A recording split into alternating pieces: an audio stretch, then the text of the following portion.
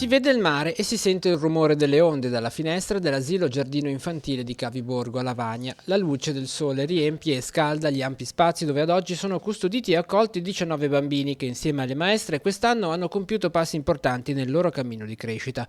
Il filo conduttore sui quali si è lavorato è stata la storia del Piccolo Principe. Cosa molto caratteristica del nostro asilo è che il primo giorno invitiamo anche i genitori, quindi un laboratorio con i genitori che è partito dipingendo una maglietta del Piccolo Principe e racconto della storia del Piccolo Principe.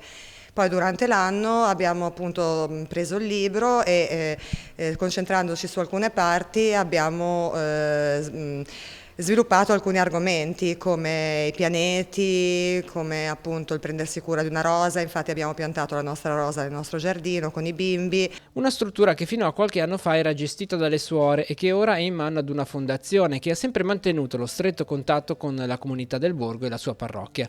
A disposizione, oltre al giardino esterno, ci sono una palestra, il refettorio, l'aula per le attività e una stanza per la nanna. Delle tre maestre, una è madrelingua che parla e interagisce con i più piccoli in lingua inglese. Io seguo quello che fanno le altre due maestre e riprendiamo gli stessi argomenti in inglese e poi naturalmente cantiamo e giochiamo in inglese, giochiamo a carte, facciamo tutte le solite canzoncine che si fanno anche in kindergarten in Inghilterra. Si porta avanti anche un discorso di continuità con quella che sarà poi la scuola elementare. Esatto, i bambini dell'ultimo anno, quindi i bambini di 5 anni, affrontano questo percorso di continuità, quindi un percorso di avvicinamento alla scrittura, avvicinamento ai numeri e alla lettura, con diversi materiali, con materiali Montessori e quindi durante l'anno la continuità inizia a marzo,